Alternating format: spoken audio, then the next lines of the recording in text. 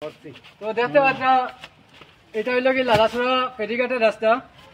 এটা বর্ষাতের সময় তো এত কষ্ট হয়েছে এখানে মানুষের, খালি পারছে না, বাইক সাইকেল তো দূরের কথা। তো আমরা মধ্যে আর কি একটু ইটা সিটা ফেলাইয়া একটু রাস্তাটা ঠিক করি আমরা। ও ভাই বহুত এই রাস্তা কষ্ট করছেন, তো আমরা একটু চলাফেরার বুঝ বানাইছিলাম।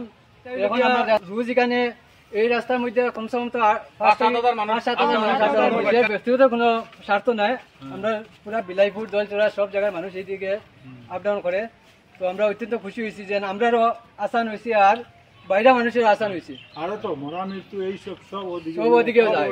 এইটা মেইন লালাছড়া ফেরিঘাটের রাস্তা, বাগানে গিয়ে পৌঁছেছে এই রাস্তা, একদম বিলাইপুর গেছি।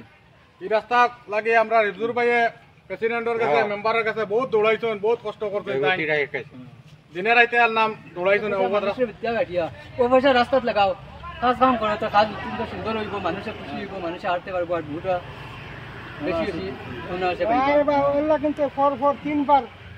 তিনবার বানাইছি তানে তান কাম দেখিয়া আপনার নাম দেখি এর লাগি তো আমি আমার পুরা ভরসা আছে। এর লাগি আপনার বাড়িতে আমি বারবার যাই যে এই রাস্তার লাগে আমার পুরা ভরসা আছে যে একদিন আমার কথা আপনি শুনবা আর এই রাস্তা হইব। আর আজকে আমার এটা রাস্তা হয়েছে অত্যন্ত খুশির কথা। আর আপনারা কি জানেন আমরা নিজের ঘর যেরকম চাই যে বেশি দিন লাস্টিং করতে বেশি ভালো হইতো, ওরকম এটা তো এরকম এটা 19-20 করলে হইতো না। নিজেরটা নিজের আর গ্রামেরটা গ্রামে এরকম নাই। আমরা এই রাস্তা আমরা নিজের ঘর থেকে আরো বেশি এখানে আজকে একজন মানুষ যদি সমস্যা পড়ে সিরিয়াস রোগী হয় তাহলে এই রাস্তা দিকে এর লাগে এইটারে আমরা গুরুত্ব দিতে লাগবো।